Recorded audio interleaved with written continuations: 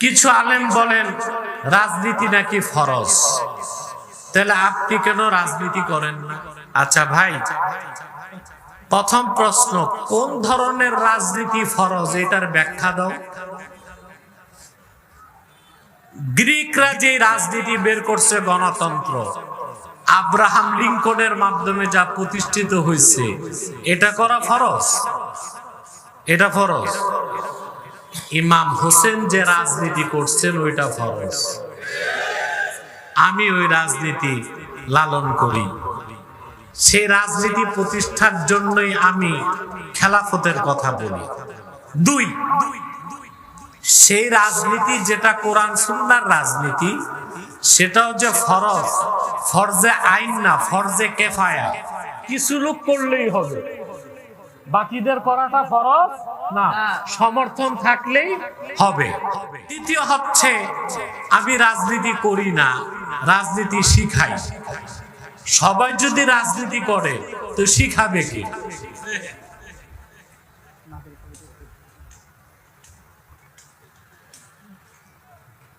এক ভাই প্রশ্ন করেছেন, আমাদের এলাকায় এক ইমাম বলেছে কোরআন হাদিসের কোথাও ঈদে মিলাদুন নবী সাল্লাল্লাহু আলাইহি ওয়াসাল্লাম নাই, কোরআন সুন্নাহ এই বিষয়ে কি বলে? দেখেন, মিলাদুন নবী কোরআনেও আছে, হাদিসেও আছে। আর ঈদ শব্দের যে প্রয়োগ করি, এটাও কোরআন সুন্নাহ ইজমা কিয়াসের দৃষ্টিকোণ থেকে বৈধ, কোনো সমস্যা এ ব্যাপারে আমাদের ফতোয়ার কিতাব আছে, লিখিত বক্তব্য আছে, বিভিন্ন বক্তব্য আছে, আপনারা দেখে নেবেন। আজানের আগে রাসূলুল্লাহ সাল্লাল্লাহু আলাইহি ওয়াসাল্লাম পর দরুদ ও সালাম পৌঁছানো কি কোরআন সুন্নাহ বহির্ভূত? আজানের আগে দরুদ সালাম পড়া যায়, জায়েজ, তবে সুন্নাত না। সুন্নাত হচ্ছে আজানের পরে। হাদিস শরীফে এসেছে, আজান হয়ে যাবার পর রাসূলুল্লাহ সাল্লাল্লাহু আলাইহি ওয়াসাল্লাম বলেছেন, কুলু মিসলামা ইয়াকুলুল মুয়াজ্জিন, মুয়াজ্জিন যা বলে তোমরাও তা বলো।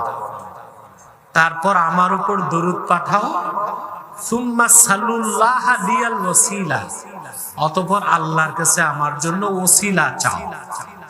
এই কাজগুলো আজানের পরে করলেই সুন্নাহ।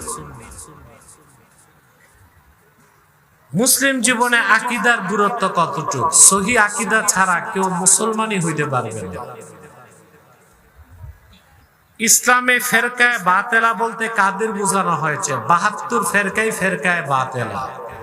এই 72 ফেরকায় কোন কোন ফেরকা কাফের, কোন কোন ফেরকা বাতেল, কোন কোন ফেরকা বেদাতি। আসুন, অনেক রাত হয়ে গেছে, আমরা সালাত ও সালাম করব, তারপর দোয়া করব। পারবো না ইনশাআল্লাহ? জান্নাতের টিকিট বিক্রি করে, এটা কি? দেখুন, জান্নাত কে পাবে কে পাবে না আল্লাহ ছাড়া কেউ বলতে পারে না। যারা জান্নাতের টিকিট বিক্রির দাবি করবে, নিঃসন্দেহে তারা রাজনৈতিক ভণ্ডামি করতেছে। যখন আমার যেটা বলা দরকার তা আমি বলি। কোন দলকে জিতানো, কাউকে হারানো, এই কাজ আমার না।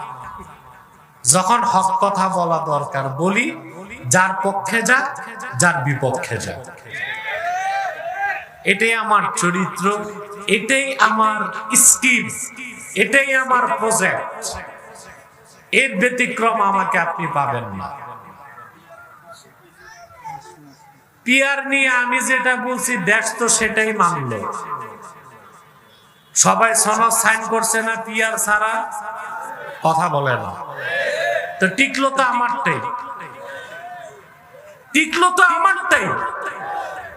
আমি রাজনীতি করি না, কিন্তু পিয়ার নিয়ে আমি যে ব্যাখ্যা দিয়েছি, গোটা দেশ